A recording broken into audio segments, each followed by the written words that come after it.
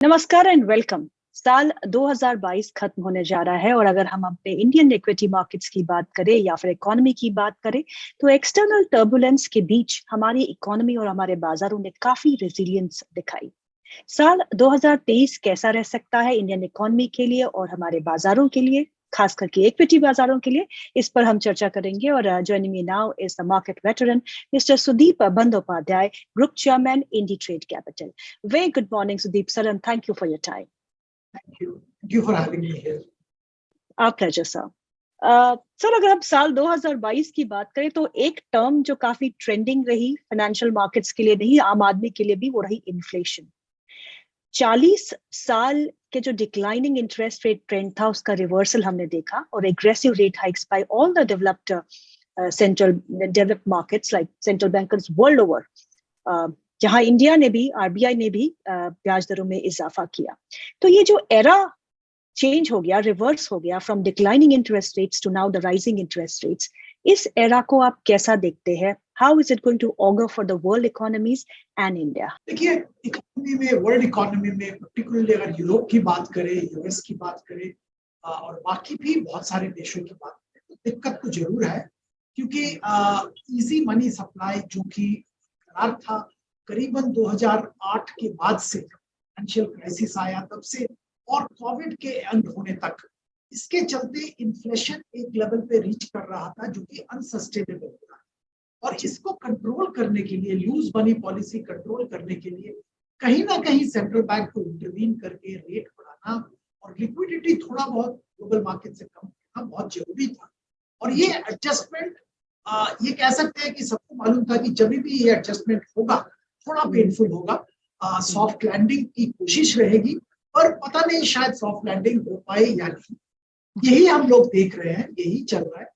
पर इसमें गीतू जी, मैं एक चीज कहना चाहूंगा कि एक पॉजिटिव डेवलपमेंट मैं बताना चाहूंगा कि देखिए, ग्लोबली अगर आप ध्यान दें तो इन्फ्लेशन कम होने चालू हो गए। जहां तक इन्फ्लेशन चला गया था यूएस में, इंडिया में या यूरोजोन में, यूके में, उससे इन्फ्लेशन कम होना लग गया है और ये ट्रेंड बहुत ही पॉजिटिव है। और इस ट्रेंड के बलबूते पे मैं ये कहना चाहूंगा कि अगर आप देखिए, सेंट्रल बैंक का टोन भी चेंज हो रहा है। पहले जितना हॉकिश था, जो बायस था रेट हाइक की तरफ, बायस थोड़ा पॉजिटिव हो रहा है। और इसके चलते उम्मीद ये है कि यूएस फेड का मीटिंग में भी शायद हम लोग देखेंगे हाइक थोड़ा कम होगा। 75 बेसिस पॉइंट हाइक कर रहे थे, अभी शायद कंसेंसस डेवलप कर रहा है कि 50 बेसिस की हाइक होगा इस बार। आगे चल के फरवरी के पॉलिसी में शायद 25 बेसिस पॉइंट, और उसके बाद मई जून से लग रहा है ये कि इंटरेस्ट रेट हाइक बंद हो जाएगा और शायद एक कुछ महीनों के बाद इंटरेस्ट में कटौती भी चालू हो जाएगी। इंडियन मार्केट की बात करें, इंडियन सेंट्रल बैंक की बात करें, यहाँ पे भी स्थिति ऐसी ही है। और उम्मीद यह है कि जो हमारे यहाँ जो इन्फ्लेशन था वो ज्यादातर सप्लाई साइड का इन्फ्लेशन था। डिमांड का इतना प्रॉब्लम नहीं, इतना बड़ा इंक्रीज नहीं था। सप्लाई के प्रॉब्लम से, सप्लाई की दिक्कत से इन्फ्लेशन थी। और फूड इन्फ्लेशन, जो कि उम्मीद है कि विंटर क्रॉप अराइवल से ठीक होना चाहिए, वो अगर हो जाता है तो इंडिया में भी आरबीआई के पास इंटरेस्ट रेट धीरे धीरे कम करने की गुंजाइश रहेगी। बिल्कुल सही कहा कि अब इन्फ्लेशन जो है वो माना जा रहा है कि पीक आउट हो रही है और हम ये उम्मीद करते हैं कि नया साल जो है सब हमारे लिए, इकोनॉमीज के लिए और रिकवरी का माहौल बने और हमारे मार्केट्स भी काफी अच्छा करें जो रिकॉर्ड हाई के आसपास ही अभी से कामकाज कर रहे हैं। चलिए जीडीपी की बात करते हैं। रियल जीडीपी नंबर्स अगर ग्रोथ देखें तो हम, वो स्लो डाउन तो हुआ है, डेवलप्ड नेशंस के लिए भी हुआ है और इमर्जिंग मार्केट्स के लिए भी हुआ है। अगर रिलेटिव टर्म में देखें तो इमर्जिंग मार्केट्स की ग्रोथ जो है वो आउटस्टेप कर रही है डेवलप्ड मार्केट की ग्रोथ को। जीडीपी फोरकास्ट को लेके हमारे भारत के जीडीपी में भी कटौती की गई, वर्ल्ड बैंक ने की, आईएमएफ ने की। आपका अनुमान क्या है FY23 के लिए? आप जीडीपी ग्रोथ कितनी देखते हैं और आपको क्या लगता है कि FY24 में मोमेंटम पिकअप करेगा या फिर it has reached a point where it will be stable? दो चीज मैं गीतू जी यहाँ पे कहना चाहूंगा। पहली बात तो ये है कि इस साल का जीडीपी FY23, जैसे आप कह रहे हैं, आरबीआई ने भी कहा है थोड़ा बहुत जो ओरिजिनल एस्टिमेट था वहां से थोड़ा कम आएगा, करीबन 6.7 6.8 के आसपास आने की उम्मीद है। और मुझे भी लगता है कि इसके आसपास ही जीवन। अब अगली साल की अगर बात करें, FY24 की अगर बात करें, वहां पे अभी भी जो दुनिया में जो जियोपॉलिटिकल टेंशन खत्म नहीं हुआ, और इसके कारण जो सबसे ज्यादा अफेक्टेड होता है वो है क्रूड ऑयल प्राइसेस। और इंडिया के लिए ये बहुत इंपॉर्टेंट है, क्योंकि इंडिया का सबसे बड़ा इंपोर्ट क्रूड ऑयल का है, और क्रूड ऑयल का प्राइस अगर ऊपर जाता है, एक लेवल के ऊपर जाता है, तो इंडिया के सारे calculations, macro calculation, including eventual जो जीडीपी नंबर आते हैं, वहां पे गड़बड़ हो जाता है, इन्फ्लेशन बढ़ जाता है, सारे चीज पे दबाव आ जाता है, क्योंकि India second largest importer of oil है और बहुत इंपॉर्टेंट है। हाँ, ये बात सही है कि रशिया के साथ हमारे जो संबंध है वो अच्छे होने के नाते वहां से थोड़ा ब्रेंट का जो प्राइस है वहां से सस्ते में मिल रहा है, पर वो एक लेवल तक ही मिल पाएगा। इंडिया में तो बाकी जगह से भी करना पड़ेगा, और ग्लोबल ऑयल प्राइसेस जब बढ़ेंगे तो उसका असर, नेगेटिव असर इंडिया पे।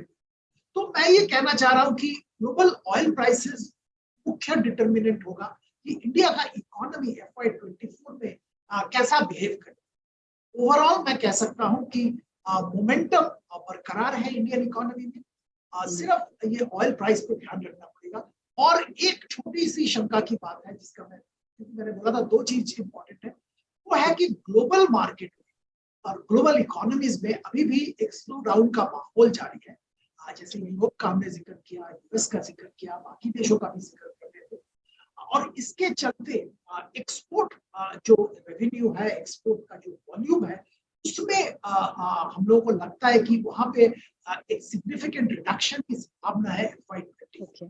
तो जो एक्सपोर्ट ओरिएंटेड इंडस्ट्रीज है, एक्सपोर्ट ओरिएंटेड सेक्टर्स है, वहां पे कुछ दिक्कतें आ सकती हैं कंपेयर टू FY23।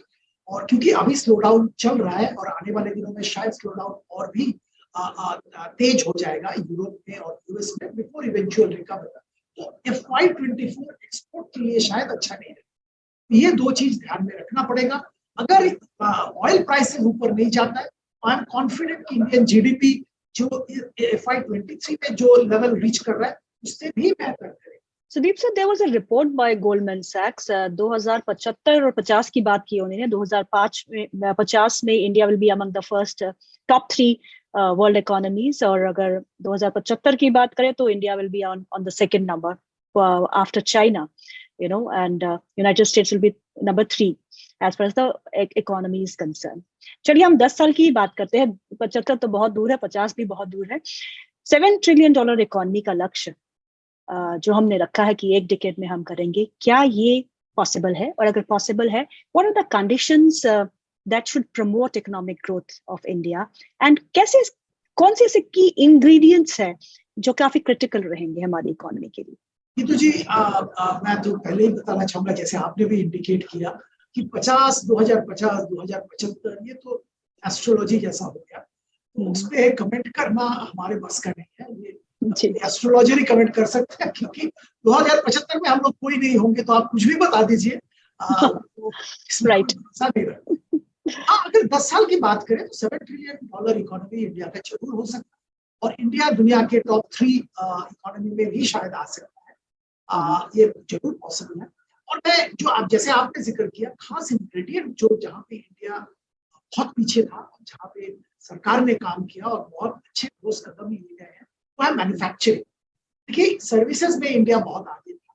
बहुत सारे जो डेवलप्ड इकोनॉमीज, डेवलपिंग इकोनॉमीज, उसके कंपैरिजन में इंडिया सर्विसेज सेक्टर में आगे बढ़ गया, और आज भी वो लीड बरकरार है। सॉफ्टवेयर लेस, हॉस्पिटैलिटी और भी बहुत सारे सर्विसेज, पर मैन्युफैक्चरिंग में हम लोग बहुत ही इंसिग्निफिकेंट रोल करते हैं।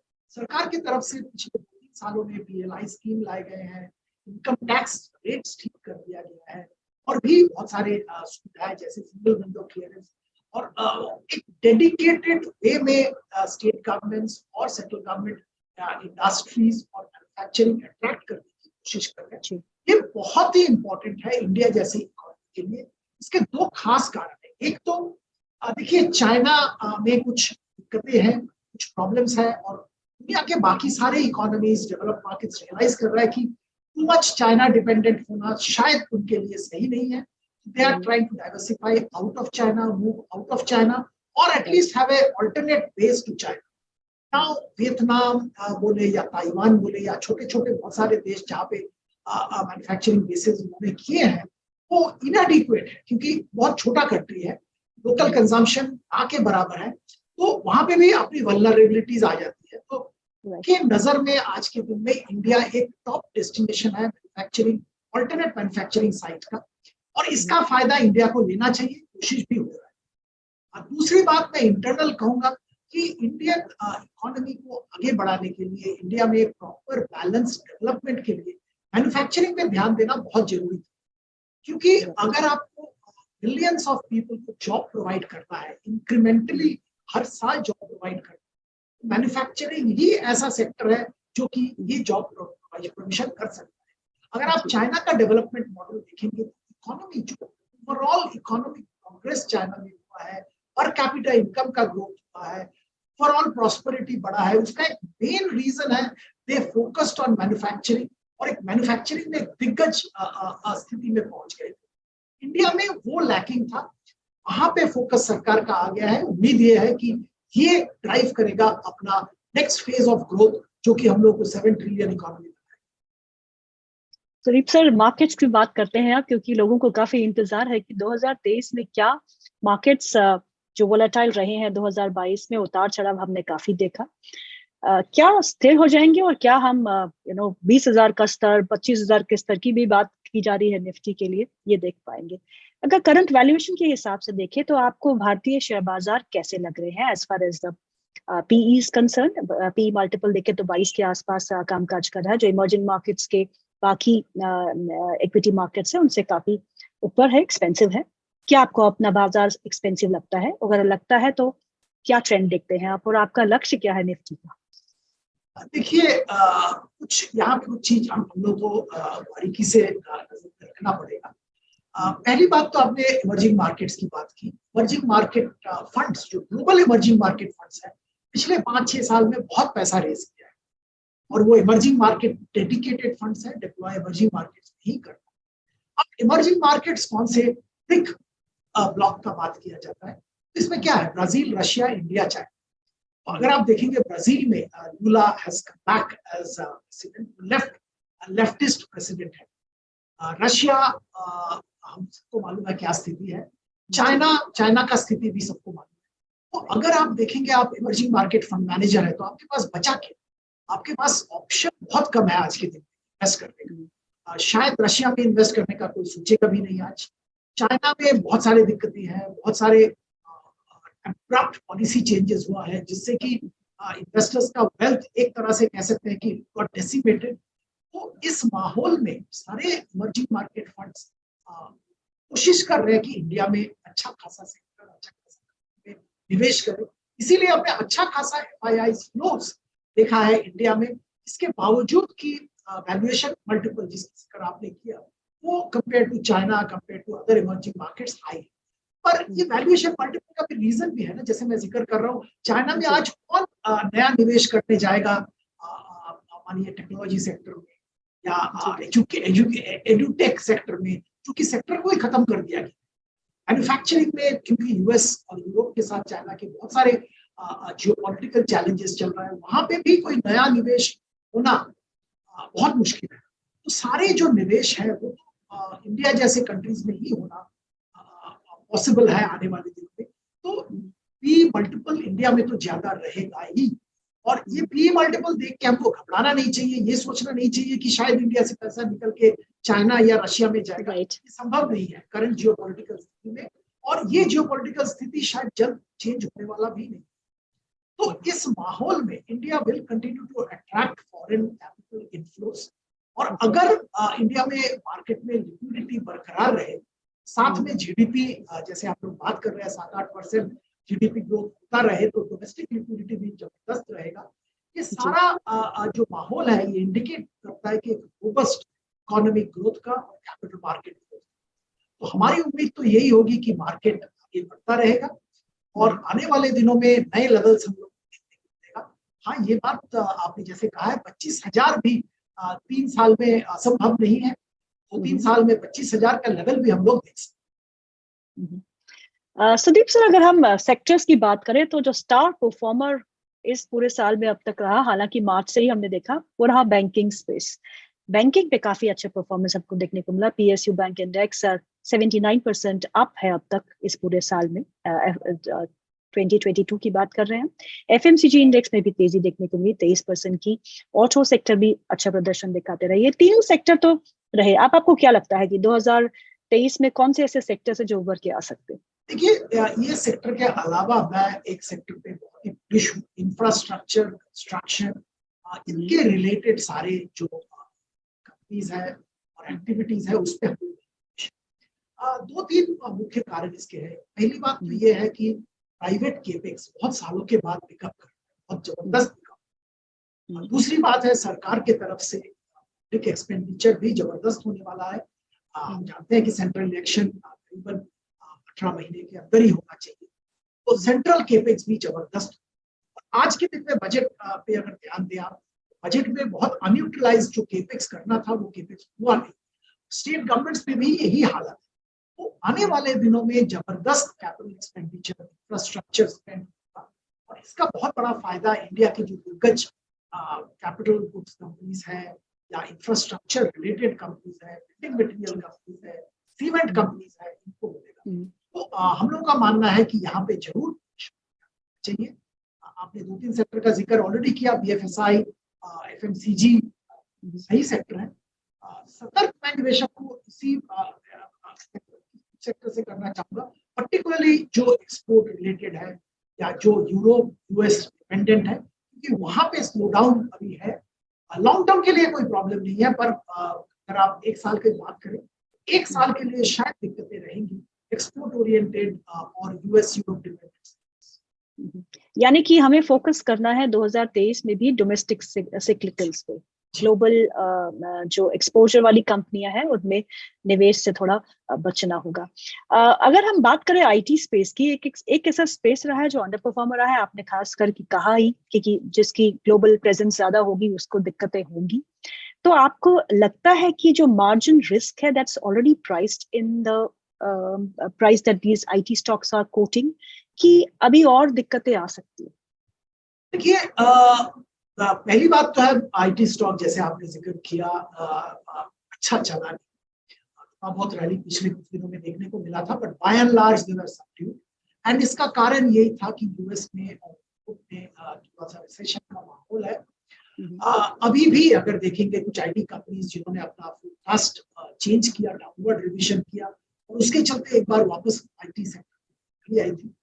दिग्गज IT कंपनी एक्सेंचर के जो फोरकास्ट कुछ दिनों में आने वाला है और इसी हफ्ते में एंड ऑफ दिस वीक आने वाला है, उससे और भी थोड़ा इंडिकेशन मिलेगा कि किस तरफ रुख है IT सेक्टर का। पर हमारा मानना तो ये है कि थोड़ा सतर्क रहना सही रहेगा। जब तक जो नेगेटिव्स है प्राइस्ड इन है, पर पेन कुछ देर तक और रहेगा, और अगर पेन कुछ देर तक रहता है तो बहुत जल्द बहुत बड़ा अप्रिसिएशन की भी संभावना नहीं। हाँ, IT अच्छा सेक्टर है, इंडियन IT कंपनीज दिग्गज है, पर अगर आपको एक्सपोजर लेना है थोड़ा वेट करके एक्सपोजर लीजिए। मे बी एक दो क्वार्टर इंतजार करना चाहिए before considering buying into IT। Sudeep sir, will you still bullish on PSU banking space? जहां हमने छोटे मंझोले बैंक जितने भी है वहां पे भी 70-80% का इजाफा हम लोअर लेवल से देख चुके हैं। बैंकिंग के साथ साथ डिफेंस जो काफी अच्छा प्रदर्शन किया, सभी कंपनीज। तो ये जो PSUs का पूरा पैक है, B it banking, B it defence, B it oil and gas, ये आपको अच्छे लग रहे हैं?